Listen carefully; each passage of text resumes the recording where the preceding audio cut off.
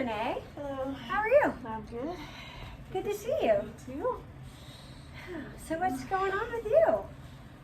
Well, I'm finally going to graduate this year. That's awesome. I'm so excited for you. Yeah, I was. Now it's getting closer and I can't believe it. And, like, what now? I thought I had it all planned out, all worked out, and now that it's getting close, I'm freaking out and don't know what to do. And things are changing here that are causing me to question what I thought my discernment was. So I'm trying to figure it all out again.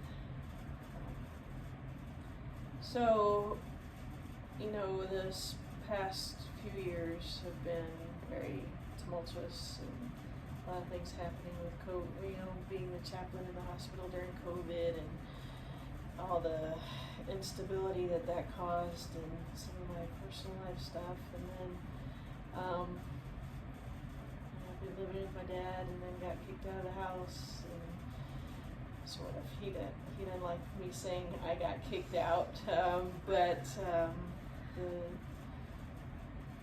his girlfriend moved in, so I moved in a trailer, still on his property, but that was all unexpected and in the middle of a very hard time with school and work, and so that was just one more thing. And then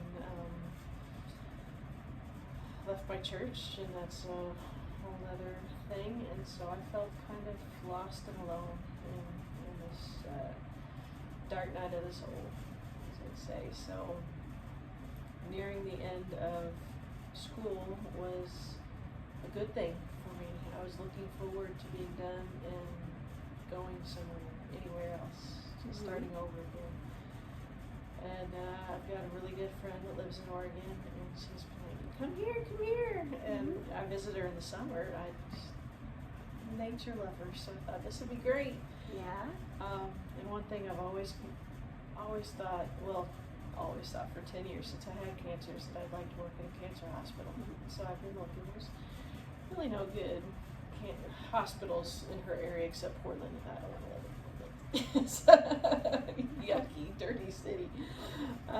So I've been looking, different places all over the country, and I even thought about going back to Nashville. And yeah, how cool would that be to go to work at Sarah Cannon Cancer Hospital where I was a patient. But then this summer I went there for a conference, and in some ways it was incredible to be back and see my old church family and get the support from them that I felt like I hadn't been getting anywhere else. But in a bigger sense, it just felt like there were too many ghosts from my ex-husband and from my past life that are both good and bad ghosts, but just I felt that was not the direction for me to go backwards. Right. They always say you can't go back. Yeah. Even when I went to my alma mater, that I worked there for 15 years. That was my life for 15 years, and I didn't recognize any. I mean, it's so many new buildings, and it's just, this isn't my Belmont anymore. This isn't my Nashville anymore. And so it was kind of a bittersweet thing to know, okay, this isn't it, but then what is? So in school, when I was a kid, my mom always thought I was going to be the one to go all the way to school and get my PhD. And when I got my master's in social work, I had thought about that, but life was very tumultuous. Then my then husband and I were separated at the time when I was trying to finish up school the first time, and I was so burned out. I was like, I'm not going back to school. So that never happened, but with this, one of my dreams has been to teach at the university level, and so go on would be wise. But then, how does that look like? Do I go for my DMin? Do I go for the PhD? What options there? So I talked to a lot of professors at my school at NTS, and after discussing options and what I thought I wanted to do, I was given the advice that I should get the PhD and go to a secular school, so it would open up more doors. And I appreciated their advice, and I respected it, and so I started looking at PhD programs. And the best one I've found by far is at Johns Hopkins, Maryland. Because their social anthropology class, it's basically build your own program. Oh, wow. And they pay you. I mean, if you get the fellowship, they pay you. So they don't accept distance learners. It's not their thing. So it's like top of the hill, best case scenario. This is the place to go. Mm-hmm. And programs in Texas, a lot of them are medically or engineer based. So there's, that's not what I'm looking for. Mm-hmm. And so when we started in my discernment class, that's a big part of it, is you come up with this question, and that was my question, do I go, and is this something I could pursue? And the other thing is, I'm a full-fledged, born and raised Texan, and the furthest from Texas I lived was Tennessee, which is not a lot of difference weather-wise. So Yeah. I don't like cold weather. If I can't walk outside without shoes, if my feet get cold, I am a very unhappy person. So I thought, can I live up north? But I really didn't feel like I had anything holding me to Texas. So the more I discerned, I felt this overwhelming sense like, I should go for it, I should try. But things are starting to change around here. A friend of mine is starting an organic church, and she's a really good friend of mine, and I can be helping her with that. There's momentum going with that, and granted, it's still in the infancy stage, just newborn, but it's still a very exciting endeavor. I have another friend who is moving here, and that's exciting. And so I feel like for all the sudden, for the 8 years that I've been back home, there's really been nothing keeping me here. Now all of a sudden there could be, and so I feel that confliction now again. Do I stay? Do I go? Maybe with my job. I love my job. This is the first, well, it's not the first job I've had that didn't feel like a job. My job is not my job. This is the first place where I feel like I have roots and purpose. And it's scary that I'm giving that up. So is there an option? Of course, NTS is in Kansas City. Mm-hmm. You've been here the whole time pursuing that. Is there an option of doing a distance or online PhD or doctorate that would, allow you to stay in San Antonio, but also pursue the higher education that you want?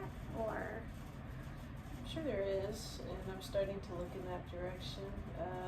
The only thing is, if I got a fellowship, I would have to be wherever the fellowship is, and who doesn't want to get paid to go to school instead of having to pay? Goodness gracious. I know money's not everything, but that's a big part of it. And you have a fellowship, not only do you get paid, but you get the teaching experience. And so my dad, God love him, he's one of my best buddies, always has been, but he can say things that are really hurtful without meaning to. And I'm gonna be 47 in January, and he teases me that I'm 47, still living at home, going to school, and now I'm gonna go to school again by the time I graduate, and with all these degrees I'll be ready to retire. And I know he he says it with good intentions, but it still hurts when he says stuff like that. Yeah. I started telling him, I was like, you know what? If I don't see chaplaincy as a long-term career because it is so emotionally taxing. But teaching, especially university, I could do that for a long time. So I'll tell him, it's like, I could still be your age, 76, Right. and teaching. So you see that as your long-term goal. Yeah. And right now, this is more at the short term. So to go and pursue that, you know, I mean, I'm 50 and I'm now starting a new career. And so you'll probably be about 50 when you finish the degree, because I think it's a little bit less. I mean, it's not if you're going full time. It's 3 years. Yeah, it's total of 5 years, but 3 years in classes and teaching and whatnot. Okay. And 2 years you have left to finish your. And then once you're done, you can go anywhere. Yeah. So, I mean, you could even end up back here if you wanted to be. You know, there are great cancer hospitals in Texas. You know, in the Number Anderson. one in the country. Yes. So, it would, you know, it sounds like it's temporary, It is. but it's also it gets you to your long-term goal. I think I know what God wants me to do. And then there's the thing, who knows if I'm going to be accepted or not, you know, but I have to try. I know I do, it's really scary. So, start over again. Do you think that's your hesitation? It's just that fear? I think so. I don't make friends very easy. You know, especially with what I've been through with my ex, and not just in Nashville. I lost my ex, and I lost my best friend, who's a guy also, and it's very hard to bounce back from that. And then one of my really good friends moved to Oregon, you know, so I feel like I'm finally starting to gel after 8 years. And then God everys you. And then here I go again. And like with all this other stuff going on, I feel like I'm a big part of it, but I also feel like God is telling me my part is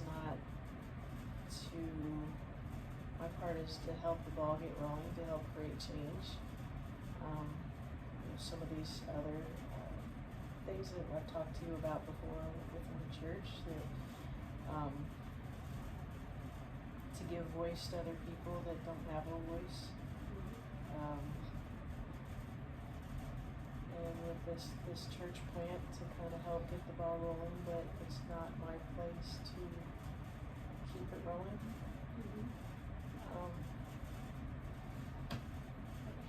All my life I just wanted to find a place to belong, a place to fit in, and not having a family of my own. Don't know that. And, anytime you feel like you're finding it, you don't want to let it go. Again, my therapist says that I'm loyal to a fault, and sometimes that's a good thing, but sometimes I overstay my welcome when I should leave. So that keeps replaying in my head, trying to make these decisions too.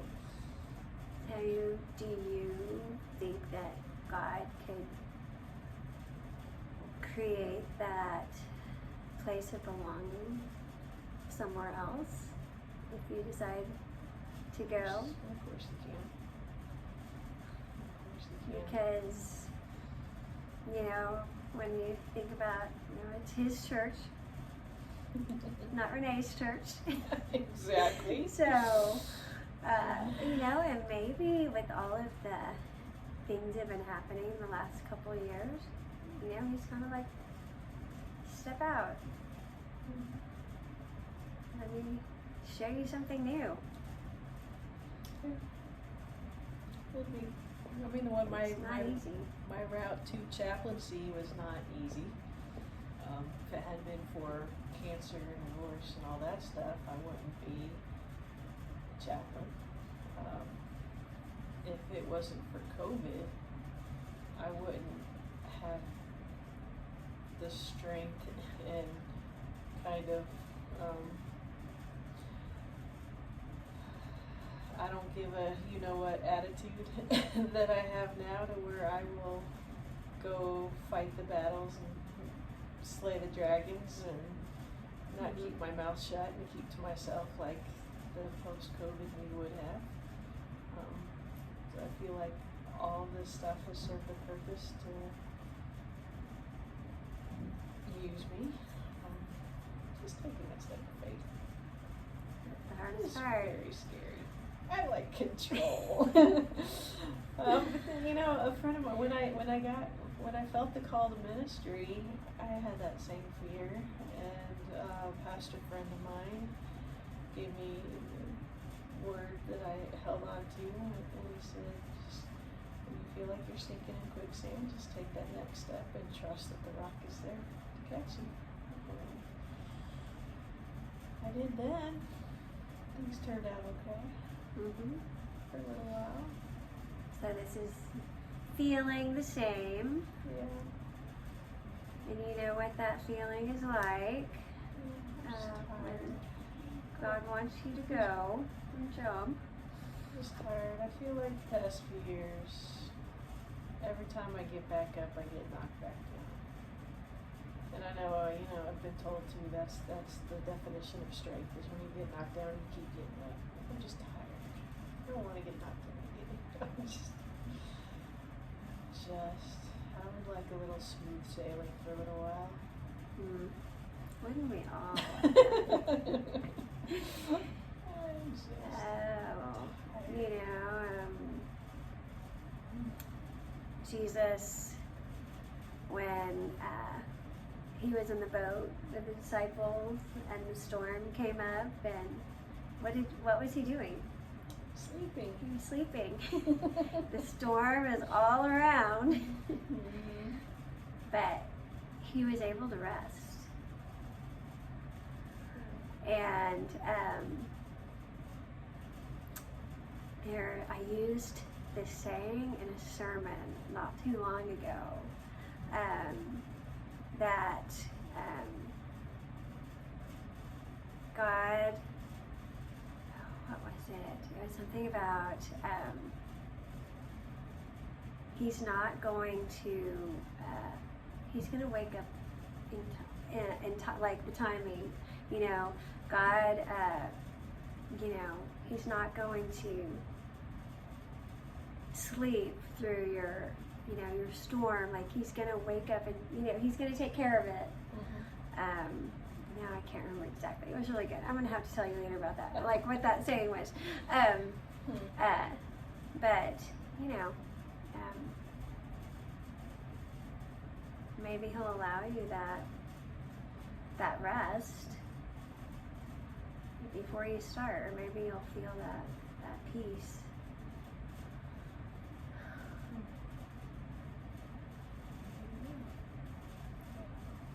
Do you feel like it's something that I have to do it now, or I'm not going to do it? Or do you think there's a break in between, just finishing up master's and starting on doctorate, or?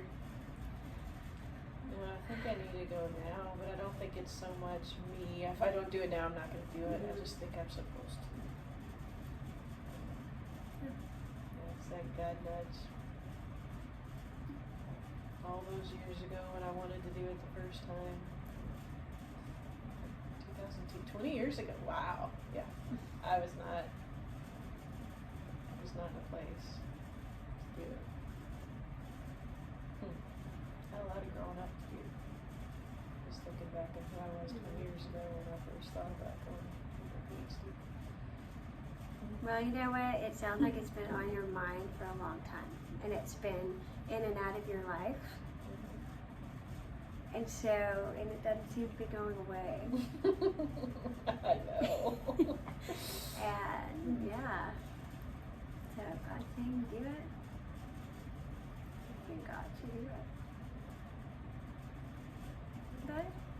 exciting. Yeah, it is.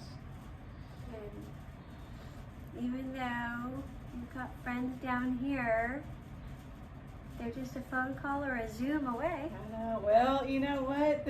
I think about that. Like one of my good friends that's in Oregon, I still see her every summer and twice a year because then she comes here for the holidays. And I'm gonna come here for the holidays, and it's like my school friends. They're from all the way from California to where's he from? North Carolina, South Carolina, one of the Carolinas. Mm-hmm. Idaho, and it's kind of a sad thought that after we graduate, there won't be any reason for the cohort to come together. We know, well, I mean, we'll still do Zoom, we can I still, imagine, we can still visit once. Make an excuse to go to Disneyland. Hey, girls trip once a year. Girls trip, that's right. That can happen. Fun. I know, the technology's Yes. really shrunk the world. Mm-hmm. And I mean, it's like my friends in Nashville. This summer was the first time I saw them in 8 years, and it was like the time had gone by. That was a scary thought of seeing some of them again. It was beautiful. I know. Just wanting to be some part of something bigger than myself. Feeling like now's it, but God's saying, this isn't yours, this is Tracy's. He's got something bigger for you.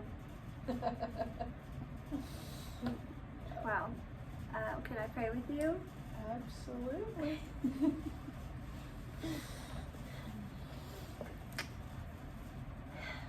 Dear Father, I come to you right now with Renee. I just thank you that for her life, and that you have brought her into my life, and the influence that she has had on me. I am so thankful that we met, and I give her to you right now.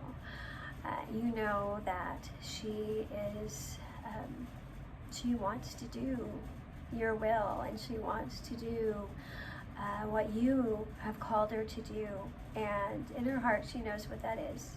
And so I pray that you will just give her strength and give her courage to take the next steps that she needs to take.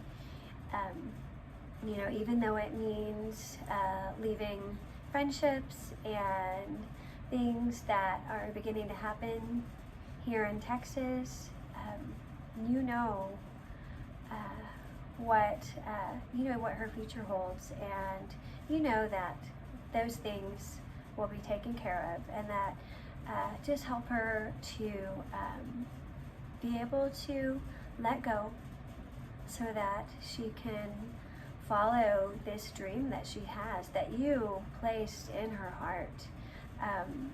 I truly believe that it keeps coming up for a reason. And if this is your time, and this is where you're leading her, that she will just put in that application, and that you will open up the doors that need to be open, so that she can just walk right through and know that you're in this with her, and then you're not going to leave her alone, and that you are going to give her the support system that she needs. I pray that you will be with her family as they adjust to the changes that are going on as well, and that they will be equally supportive of her in this next venture in her life. I pray all of these things in your name. Amen. Well, it's good to see you. I'm glad that we had this time. You do. Well, thank you so much to talk, and thank listening. you for sharing with me. All right.